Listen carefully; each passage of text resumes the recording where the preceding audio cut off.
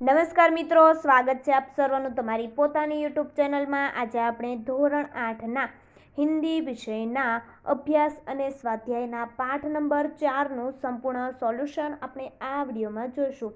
આપણી આ ચેનલમાં ધોરણ 8ના અભ્યાસ અને સ્વાધ્યાયના બધા જ પાઠના વિડીયો સોલ્યુશનની લિંક તમને નીચે ડિસ્ક્રિપ્શન બોક્સમાં મળી જશે। તો ચાલો આપણે શરૂ કરીએ ધોરણ 8ના હિન્દી વિષયના અભ્યાસ અને સ્વાધ્યાયના પાઠ નંબર 4નું સોલ્યુશન। જો વિદ્યાર્થી મિત્રો ધોરણ 8ના હિન્દી વિષયના પાઠ અભ્યાસ અને સ્વાધ્યાયના પાઠ નંબર 4નો વિડીયો તમે તમારા મિત્રો દોસ્તોને જરૂરથી શેર કરજો। જોઈએ આપણે તેનું સોલ્યુશન। સૌપ્રથમ આપણે તેમાં અભ્યાસ જોઈએ। प्रश्न 1 कथनों का आशय स्पष्ट कीजिए। नंबर 1, शास्त्री जी को निष्काम कर्मयोगी कहना अधिक उचित है। तो जवाब से शास्त्री जी के लिए कर्म ही ईश्वर था। बिना किसी फल की आशा के वे संपूर्ण भाव से कर्म में लगे रहते थे। जब भी उन्हें अपने कर्म का फल पाने के अवसर मिले उन्होंने उनकी अपेक्षा की। फल पाने के लालच से उन्होंने कभी कोई काम नहीं किया।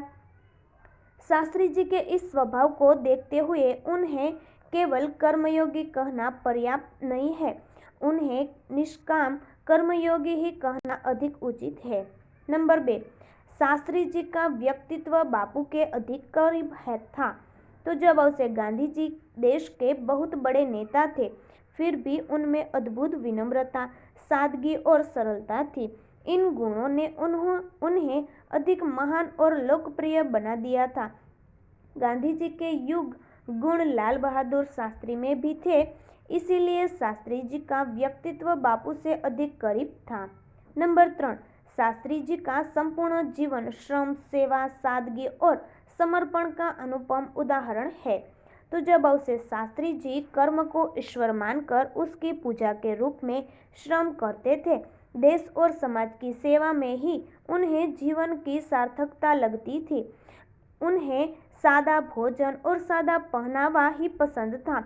उन्होंने जो कुछ किया पूरी निष्ठा और लगन से किया। उनकी ये विशेषताएं बहुत कम लोगों में पाई जाती है। प्रश्न नंबर 2, अगर महात्मा गांधी आपके स्वप्न में आए तो आप उनसे कौन कौन से प्रश्न पूछेंगे और महात्मा गांधी का क्या क्या उत्तर देंगे? सोचिए और बताइए। जे तमे અહીં જોઈ શકો છો તેના જવાબ અહીં આપેલા છે।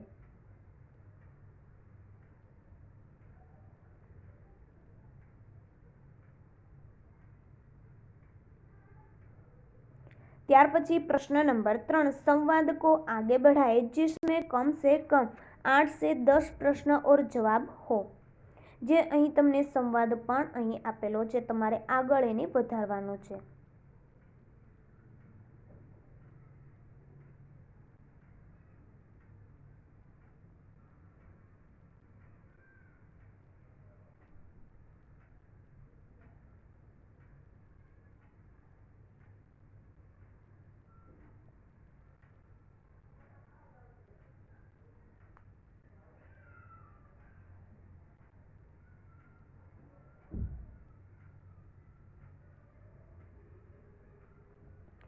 प्रश्न नंबर 4 જોઈએ। निम्नलिखित परिच्छेद का शुद्ध रूप में अनुलेखन कीजिए। અહીં જે તમને પરિચ્છેદ આપેલો છે જેને તમારે સારા અક્ષરે તમારી નોટબુકની અંદર અનુલેખન કરવાનું છે।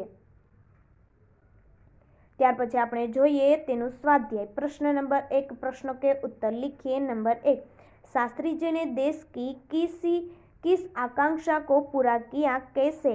तो प्रधानमंत्री के रूप में पंडित नेहरू एक समृद्ध राजनीतिक विरासत छोड़कर थे। उनकी मृत्यु के बाद उसे कुशलतापूर्वक संभालकर शास्त्री जी ने देश की आकांक्षा पूरी की। शास्त्री जी का चरित्र निर्मल था, उनमें अद्भुत संकल्प शक्ति थी। राष्ट्र को लाभ पहुंचाना उनके हर कर्म का एकमात्र उद्देश्य रहता था। उनके इन्हीं गुणों के बल पर वे नेहरू जी की विरासत को संभालने और उसे आगे बढ़ाने का कठिन काम पूरा कर सके। नंबर 2, लाल बहादुर शास्त्री पर गांधी जी के आदर्शों का क्या प्रभाव पड़ा? लाल बहादुर शास्त्री का जन्म एक साधारण परिवार में हुआ था और उसी में उनकी परवरिश भी हुई। प्रधानमंत्री जैसे ऊंचे पद पर पहुंचने पर भी वे सामान्य ही बने रहे।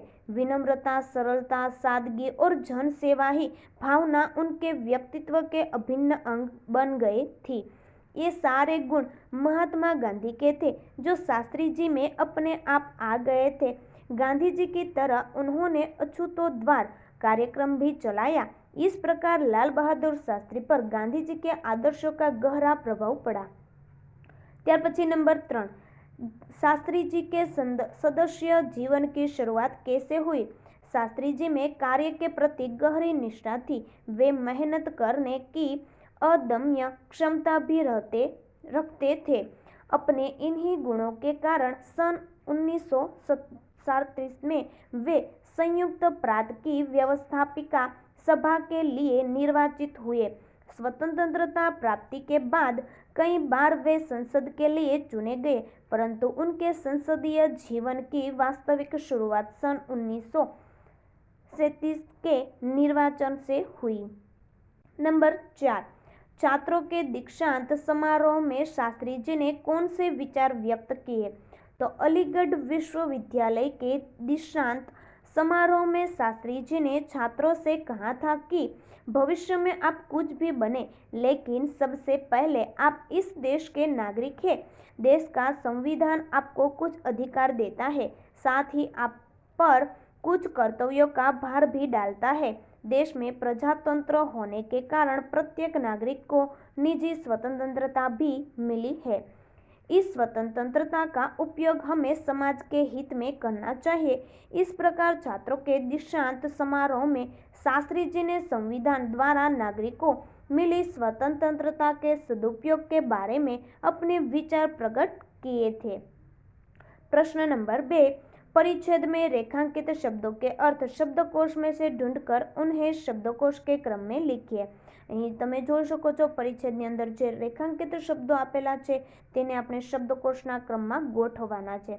તો જોઈએ આપણે તેનું નીચે અહીં પહેલા આપણે શબ્દોના અર્થ લખીશું, ત્યાર પછી આપણે શબ્દકોશના ક્રમમાં ગોઠવીએ। તો રીઢ તો મેરુદંડ, आधारशिला नींव, खाद जमीन का उपजाऊ उत्पन्न बढ़ाने वाला पदार्थ, पल्लवित तो विकसित जिसमें पल्लव लगे हो, सौरभ सुगंध, सभ्य शिष्ट, अमिट अलट। ત્યાર પછી શબ્દકોશના ક્રમમાં ગોઠવીએ તો સૌ પ્રથમ આવશે अलट, जमीन का उपजाऊ उत्पन्न बढ़ाने वाला पदार्थ, नींव, मेरुदंड, विकसित, शिष्ट, सुगंध। ત્યાર પછી प्रश्न नंबर 3, इस इकाई से हम लाल बहादुर जी के जीवन में से कौन कौन से गुण के सद्गुण ग्रहण कर सकते हैं। तो जब से लाल बहादुर जी छोटे कद के बड़े व्यक्ति थे। उनके जीवन में से हमें यह शिक्षा मिलती है कि हमें अपना कर्तव्य निष्काम भाव से करना चाहिए। अपने उद्देश्य के प्रति हमारी दृढ़ आस्था हो, उसे पाने के लिए हमें कर्म में लगे रहना चाहिए तथा उसके प्रति हमारा संपूर्ण आत्मसमर्पण होना चाहिए। हमारे जीवन में श्रम, सेवा, सरलता, विनम्रता और सादगी हो, यह आवश्यक है। हम जो कहे वही करें और अपने राष्ट्र को लाभ पहुंचाने की वृत्ति रखें।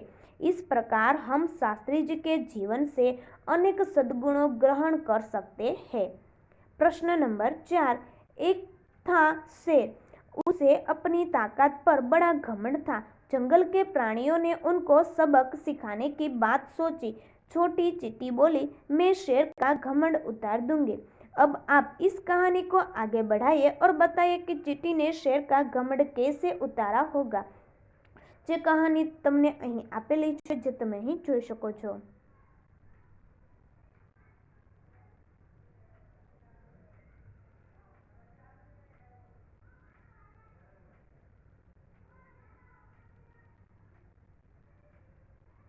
તો ફરી મળીશું આપણે ધોરણ 8ના હિન્દી વિષયના અભ્યાસ અને સ્વાધ્યાયના પાઠ નંબર 5ના સંપૂર્ણ સોલ્યુશન સાથે। આપણે આ ચેનલને લાઈક કરવાનું અને શેર કરવાનું ભૂલશો નહીં। આ અભ્યાસ સ્વાધ્યાયના સોલ્યુશનની લિંક તમને વોટ્સઅપમાં પ્રાપ્ત કરવા માટે આપણા વોટ્સઅપ ગ્રુપમાં જરૂરથી જોડાઈ જજો, જેની લિંક તમને નીચે ડિસ્ક્રિપ્શન બોક્સમાં મળી જશે.